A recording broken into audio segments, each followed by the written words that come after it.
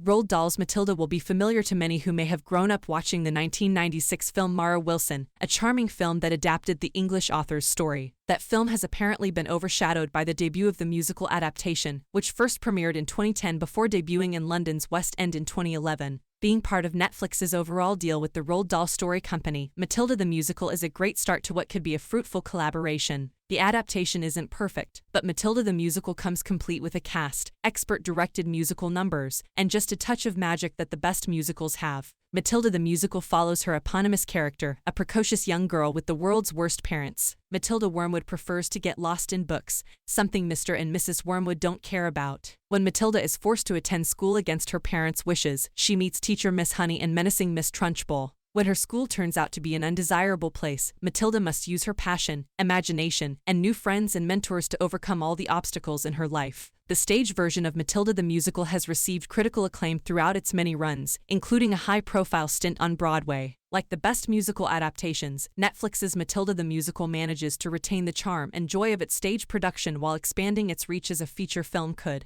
Dahl's original novel has gone through many forms, including the original film adaptation, which Americanized much of the original story's idiosyncratic Britishness. Matilda the Musical hits them both in the middle, retains some of the changes he made to the novel, and for the most part it works thanks to a few key components. Thompson is excellent as Miss Trunchbull, though she is nearly unrecognizable beneath all the prosthetics and militarized dresses that make her as fearsome as she is domineering. Exuding heat as Miss Honey, Lynch gets a standout solo moment with My House, which should surprise anyone who knows better than her Steely Performances in last year's No Time to Die and this year's Woman King is familiar. It seems that no one enjoys it more than Riceborough, who enjoys every moment she appears on screen as Mrs. Wormwood, brilliantly made up by the team of hair and makeup artists. She opens the film with a scene where she refuses to acknowledge that she is pregnant with Matilda, which sets the bar very high. The real highlights, however, are Weir herself and the set of children who support her. Songs like Revolting Children showcase the cast of youngsters as they stroll through the school grounds to challenging choreography. Like Lynch, Weir exudes warmth, but also confidence as she stands up to the adults in her life, most of whom treat her with contempt at best and pure contempt otherwise.